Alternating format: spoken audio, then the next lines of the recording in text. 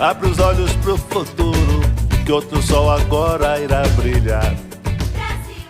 Ah, le roi Pelé. Le Brésilien était si fort, enfin pour l'époque, car aujourd'hui, on ne sait pas s'il aurait été aussi bon. Quoi qu'il en soit, il a marqué plus de 1000 buts dans sa carrière. Celle-ci a duré de 1956 à 1971. Et je vous propose aujourd'hui d'étudier son histoire.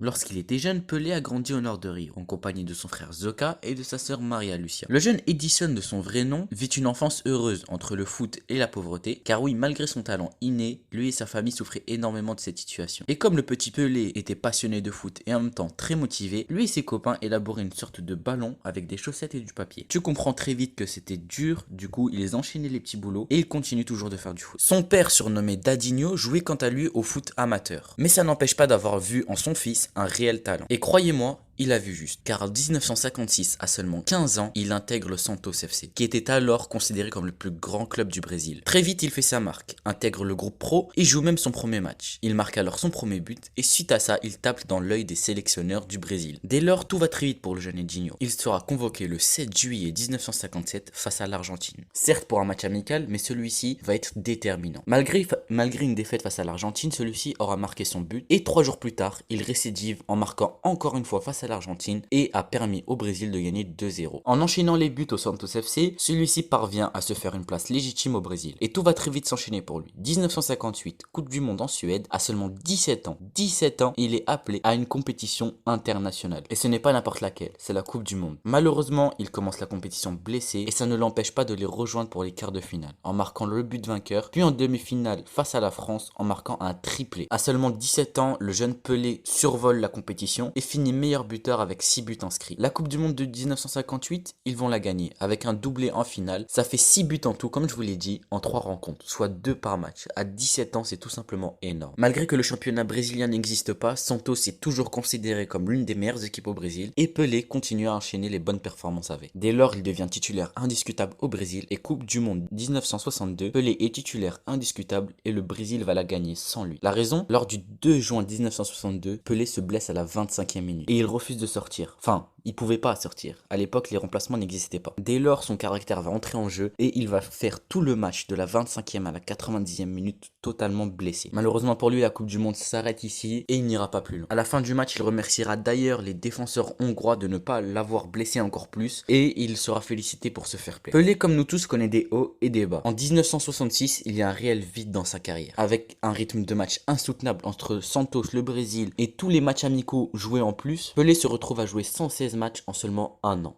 Tu comprends très vite que son organisme n'a pas tenu. Pelé se blesse beaucoup plus, mais il récupère très vite. Ce n'est pas le cas pour tout le monde, et le Brésil, ayant déjà gagné la Coupe du Monde, va se vautrer totalement. Avec une équipe certes talentueuse, mais très arrogante, le Brésil va toucher le fond en sortant même pas des phases de groupe. Comme je vous le dis, Pelé est un roi, et le roi dirige son peuple. C'est celui qui prend les responsabilités et qui vient aider les autres quand tout va mal. Et donc du coup, le roi Pelé va prendre ses responsabilités pour la Coupe du Monde 1970, et il aura certainement atteint son apogée à cette année. Ils vont la gagner et avec la manière. Je vous laisse suivre et apprécier cette merveille et puis je vous dis à bientôt.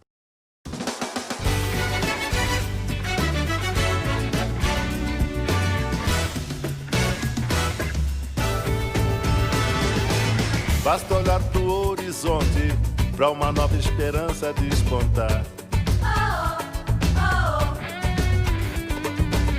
Abre os olhos pro futuro, que outro sol agora irá brilhar.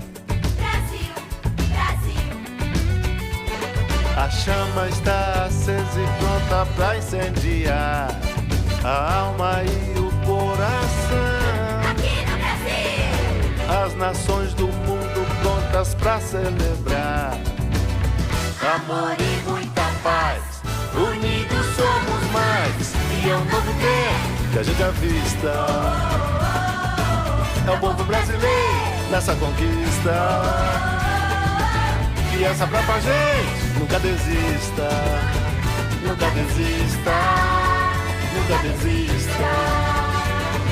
Senhoras e senhores do mundo inteiro, Sejam muito bem-vindos ao Rio de Janeiro. cidade maravilhosa, explosão da natureza. Só gente carinhosa, meu Deus, quanta beleza. Agita sua bandeira, cada um por seu país.